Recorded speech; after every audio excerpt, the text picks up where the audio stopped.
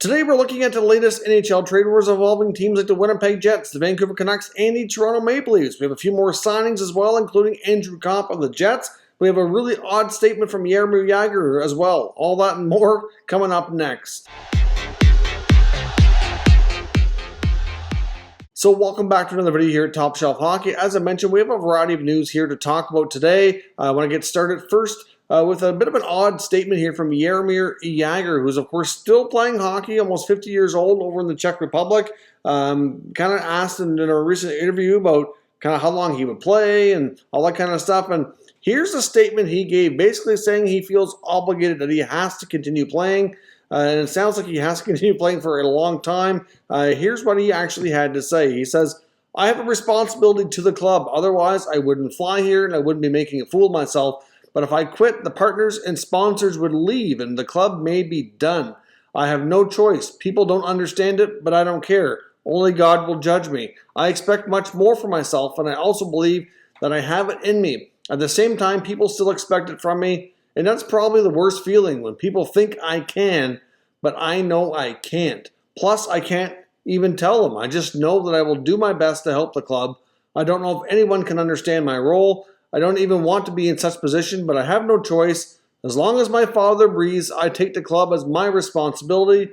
He held it for 20 years. As a son, I would be embarrassed if I left." So certainly he's, really declined. He's getting much older. He still keeps himself in good shape, but as you can see at the tail end of his NHL career, before he went to play in Europe and he left the Flames, he's just not the same guy, and it's hard to imagine anybody would be at that age. There's very few, athletes and players that can continue on at that age, and basically that he feels obligated as long as his father's alive, and that people don't seem to understand that he can't give up, and that if he does quit, the sponsors, everybody who kind of financially supports the team, might just up and leave, and the club might fold, and he doesn't want to see that happen. So even though he feels like he can't really play at the same level he used to, that he's obligated to do that. It's just an unfortunate, odd scenario. I mean, I know he still loves the game, and he probably does get enjoyment out of playing, but just really odd. I thought I'd share that with you in case you didn't see that recent interview, and I'm not really sure what to make of it, but I kind of feel bad for him in a way that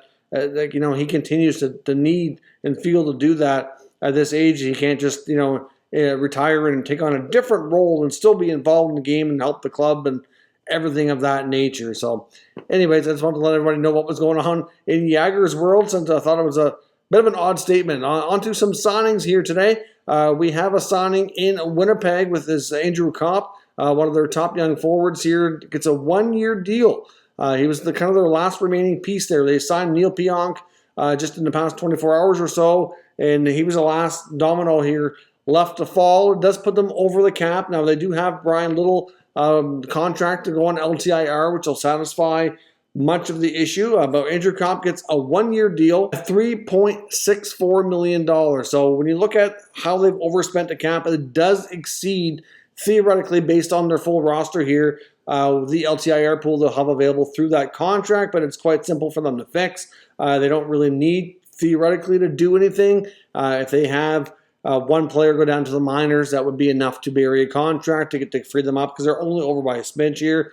Or they could make a trade one player out for a prospect pick or something that's not going to count against the cap situation. We're going to talk about some Jets trade rumors as well momentarily, which kind of ties into that and what they might do to handle it as well. And of course, in the last 1 or 2 days, we've talked about the fact that the Edmonton Oilers are likely going to be adding another defenseman, and they wanted a third pair guy, something that would be fairly inexpensive to meet their cap situation. And one of the guys they're looking at is Slater Koekoek, maybe Jordy Ben. Well, they did announce today that Slater Koekoek indeed is signed. He gets a 2-year contract at $925,000. So to me, I think that's pretty good value. He was playing well for them last year. Unfortunately, suffered an injury to end his season prematurely, but otherwise was doing well for them, and I think can give them some good value back there. He's a good young defenseman. I mean, based on what other moves the Oilers have made, this one is kind of a slam dunk. But of course, they brought in Duncan Keith. They brought in Cody Ceci. They've given a boatload of money to Darnell Nurse. So it'll be interesting to see how this decor works out this year. I know myself, I do have some concerns that it's going to be as good as what the money being spent on it is expected to deliver. So we'll see. But this is a nice little signing for the Edmonton Oilers, amongst many of the other confusing moves we've seen Ken Holland make this offseason. One more signing to talk about here as well today that we've noted is the New York Rangers have signed their first-round pick from the 2021 NHL entry draft, Brennan Othmann. Othmann gets his 3-year ELC on the books officially. I have no doubt, though, that he will attend and play in the OHL. I mean, he'll likely go to any rookie camp or training camp with the Rangers, but ultimately he'll end up playing another year with junior. Like, I don't expect much of anybody from the 21 draft to go straight to the NHL. The ones that would be close to being ready would be the ones near the top. A majority of them are all committed to going to college. There's maybe a slim chance we see like Matty Beniers sign with Seattle and maybe play, but probably unlikely. I think for the most part, we're going to see all those guys either go to college or go back to junior and continue on here with their development, since last season, for the most part, was either non-existent or extremely short for all of those players. They could certainly use some more seasoning before making the jump. They're going to be one of the unique draft classes that we've seen lately in that regard, given the unique set of circumstances they've had to deal with here over the past 12 to 18 months as we've dealt with this pandemic. Now, before we jump into the trade talk involving the 3 Canadian teams today, we do need to pause for a moment and acknowledge our channel sponsor, Manscaped. Top Shelf Hockey is proud to be sponsored by Manscaped. Of course, with Manscaped, we have a special offer here for all Top Shelf Hockey viewers where you can get 20% off and free shipping on all orders at manscaped.com. Now, of course, Manscaped just launched a brand new Lawnmower 4.0 trimmer, which is a fantastic product. They've taken the level up here, even again with the skin-safe replaceable blades. It's waterproof, it's wireless charging, has a travel lock on it, as well as a nice light so you don't miss what you're doing. So certainly a terrific product. Now, many people associate Manscaped with their trimmers, which is certainly kind of their top product, but they do have a lot of other great options as well, including what they call the Weed Whacker, which is another trimmer for your ears and nose. And they have a variety of deodorants and sprays as well, which also keep you fresh and are terrific as well. So certainly Manscaped has a lot to offer, and we certainly highly recommend all of their products. So check out manscaped.com and use promo code TSH for 20% off and free shipping. So thanks very much for watching that promotional video. I do greatly appreciate it. It goes a long way, all the support you guys have been giving lately between watching the sponsored videos and the super thanks and all those to the channel members that have joined as well. It's all extremely helpful and goes a long way, and I do greatly appreciate it. And you know what? There's plenty of you that haven't necessarily donated in a financial way, which is totally cool. I understand that. But many of you, just by watching the videos is a big help too. So there's a lot of you that do that and support the channel greatly in those ways, and it's all very much appreciated. The growth we've had lately has been tremendous, and I just want everybody to know individually that all the contributions do get noticed. They do add up. They do make a difference, and I appreciate all of it from every single one of you. Now into today's NHL trade rumors to look at. I want to start with the Jets, since we talked about Andrew Copp and that signing there earlier. Essentially, kind of creates a bit of a cap situation for them, the Jets, to deal with. Like, so they could decide to go this in a route of just when it comes time for training camp to kind of put 1 or 2 players in the minors, and that will offset here. But some of the players that would possibly be the candidates could need waivers. They could lose them for nothing.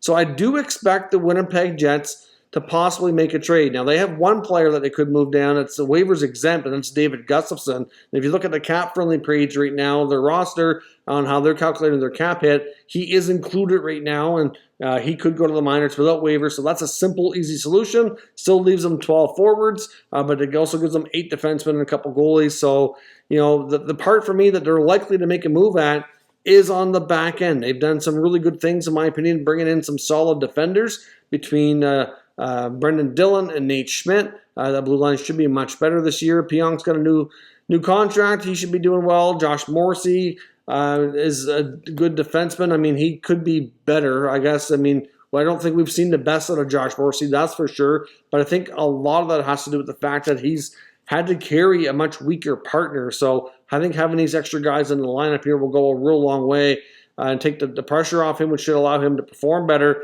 But one defenseman that is pretty much on the outs here is Sami Niku. Now, a couple of guys like Niku and Tucker Pullman were guys that were in the Jets system here for an extended time, and for whatever reason just never really cracked that lineup on a regular basis. They had limited opportunities, and I know Paul Maurice sometimes tends to be a coach to favor the veteran guys, and they never really earned his trust and option to get in the lineup on a regular basis. So We've seen Tucker Pullman leave via free agency, get a pretty substantial contract too from Vancouver, which was a big surprise this offseason. And Sami Niku is another guy who's had a ton of success at the minor league level, the AHL level, that could be a good fit elsewhere too. So to me, it makes a lot of sense that the Jets are exploring to trade him. That's not the first time his name has come up. And instead it could eliminate just a little bit of salary there just to help them be cap compliant, so they have a little bit more flexibility, because at this point they have around 8 guys that are NHL capable on the back end here, including the guys they've brought in. We have youngsters like Sandberg and Heinola that need an opportunity, so they're just kind of out of room for this guy, and he could still be an NHL defenseman if he can get more of a chance to play. So I would suspect that out of all the cost-cutting moves the Jets could make, putting a guy like Gustafsson in the minors, moving Niku would be as simple as that. But they may do something a little bit more substantial just to have more flexibility through the season.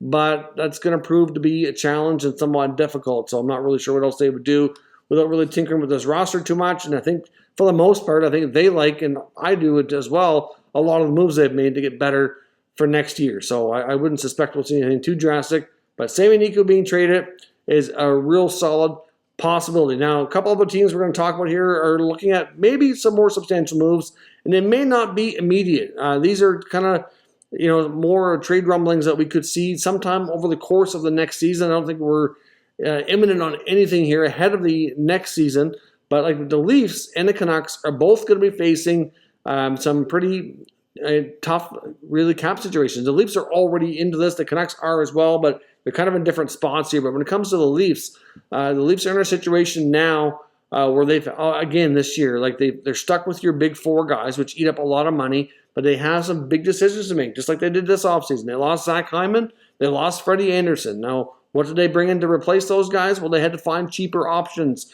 So they got Peter Mrazek, who signed for a cheaper contract than Freddie Anderson. So they get, still an experienced goalie, but at a, little bit less experience, maybe overall. Yet if it's an upgrade, downgrade, or how that's going to work out. But his goalie partner this year, Jack Campbell, who's been their main guy over the course of the past year and a bit here since the bubble, he's going to be needing a new contract. He's only got 1 year left, and so is their top defenseman, Morgan Riley. Now, obviously, like I said, they replaced Anderson with Mrazek. They replaced Zach Hyman. Essentially, you could maybe argue that either Nick Ritchie or Michael Bunting, either one of those guys will be the Hyman replacement. Probably going to be more like a guy like Bunting, so substantially cheaper, but still a relatively unproven commodity. The NHL has limited exposure, but did look good in his brief time. Ritchie's a little bit more established, but also a little bit more inconsistent, and it's hard to say what you're going to get there. So, it's going to be extremely difficult for them to increase the pay for either of these guys, because they're both going to be looking for a raise. The defense market has been insane this offseason, which is going to drive up the price tag for a lot of these guys that are needing contracts in the next year or so. Theoretically, the Leafs and Riley could be talking extension now, and they might want to get ahead of that so that they know what that number is going to be, and they need to decide if it's anywhere near being able to work for them, which is going to be tough. So let's go on the assumption here that both players are going to get raises. Riley right now is making $5 million, and based on the market, you'd have to think he's going to go up around close to at least 8. He could maybe more. Look at some of the guys getting 9, like Seth Jones, Dougie Hamilton, and Darnell Nurse. Look at the guys like making 8 that are even from a little while ago, like a Thomas Chabot. So you would think that an $8 million contract is probably going to be a good deal for Riley, compared to what some of these guys have been getting lately. Look at some younger guys too, like McCarr and Heskinen and all those guys. They're a little bit more dynamic at the stage of their career, but still, anyways, it's going to be expensive. So his salary is going up, probably close $2 to $3 million. Jack Campbell's only making 1.65. Now, he may not get a huge jump, but it really boils down to how this year goes between him and Mrazek. If he ends up playing at least half the games, and if he ends up being a starter in the playoffs and does well, at the very least, you're going to think he's going to go up $3 to $4 million, right? Even then, he could probably command at least a similar salary to Mrazek, depending on how things go this year on another short-term deal. Campbell's 29. I would think they're probably not going to want to go too long with him. But still, between the two players, if they're each getting $2 to $3 million raise, you're looking at $5 to $6 million more to keep those guys, and that is going to be extremely difficult. So obviously, Can you do it? And if you do, you're going to have to make the other parts of the team outside of your big four that are locked up longer term weaker again. You're looking at Alex Kerfoot. You're looking at Pierre Engvall. You're looking at maybe Justin Hall. All those guys would have to go. I mean, they don't make tons of money, but you're going to have to move out about 3 players to keep 2. And is it worth it? That's why I really think that there's a pretty good chance that a Riley trade could happen. Now, it doesn't have to happen now. The Maple Leafs have to gamble here, which is not shocking. They did it with Hyman. They did it with Anderson. They knew going into this past season that they were going to have a really hard time signing those guys, but they had confidence in their roster that if they went for it, they could be part of the solution and maybe win a Stanley Cup. Well, of course, that didn't happen. They didn't come anywhere near that. But going into this coming season, if they're going to gamble again, they could be at risk to lose another 1 or 2 guys because of the same scenario, not being able to keep up with payments, or they're going to be forced to make more drastic moves. I think it's fair to say, though, that this is a super important year for the Leafs, and that if they don't win this year, we are going to have to see one of those big four are going to probably have to go. They just can't keep making the rest of the team weaker and have other, your more moderate level stars surrounding those guys leave because they can't afford them because all that money is getting eaten up. So to me, you're going to see some Leafs trades, just a matter of when. They could go through the season here and maybe not do much, but they're going to want flexibility too to be able to add at the deadline like they did this past year to go for it.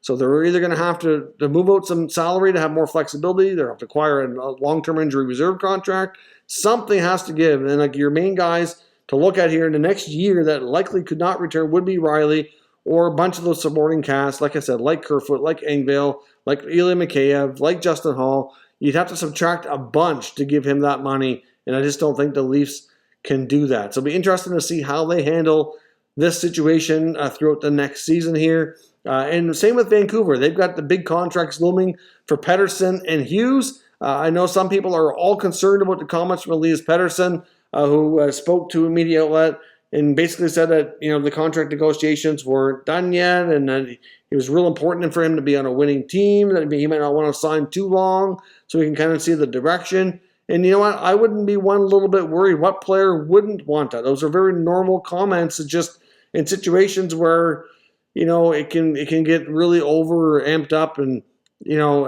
spun the wrong way between social media or the regular media putting it out there in the right or wrong context. So I would not be concerned on that at all. But the fact of the reality is that they're going to have a hard time with their cap, even with what they've done. They've shed a lot of the dead weight, but they've taken on more with like Ekman-Larsson. That Pullman contract's not fantastic in my opinion. And if you don't think that there's a ton of pressure on Jim Benning and his management team to win this year, like to get into the playoffs and to probably win at least a round or two, then you're kidding yourself. And I think the heads are going to roll in Vancouver if that does not happen. They have a ton of pressure from not only ownership, but the players too. The players there's a young core there, but they're not like super young now. I mean, you've got guys that have been there a while. They want to win. You got like a guy like Brock Besser, for example, who's got one more year on his contract that is going to be an RFA, and he's due a pretty substantial qualifying offer, which is going to take him up close to $8 million. So there's another big raise coming in another year. They have to be able to afford that. You got Pettersson and Hughes. I mean, what's Pettersson going to end up getting? Is he going to get 5 times 10 or something? Pettersson is a phenomenal player. So what is he going to end up getting is the question. I mean, you could do 5 or 6 years around $10 million. If they have to go shorter, is it going to be like maybe $7 million times 3? But either way, even if Hughes and Pettersson both take short deals, maybe 3 years, so they're still RFAs, you're looking at probably $6 to $7 million a piece, and that's going to eat up all the remaining cap. They do have Michael Furlan that can go in LTIR to help a little bit, but they're still, with that contract that they got for Ekman-Larsson and Tucker Pullman, they made some good moves this offseason. Don't get me wrong. I really like Connor Garland. I think he's going to be a great fit. But the blue line, again, it's still sketchy back there, and they shed a lot of dead weight. But there's a reason why. And some people said, why didn't they just wait a year? All those contracts they traded only had a year left. It's because of the pressure. It's just that simple. Ownership wants them to get in the playoffs and make some money for revenue-wise and to win. the players want to win, and there's a lot of pressure facing that management team to get this team a winning product on the ice this year. Like I said, or I expect substantial changes. So the Canucks are in a situation where, to me, they are going to have to figure out some kind of a way to save some money here, because getting all these guys under contract is going to prove extremely difficult. So what do they do? Who goes? Maybe a guy like Tyler Myers at $6 million.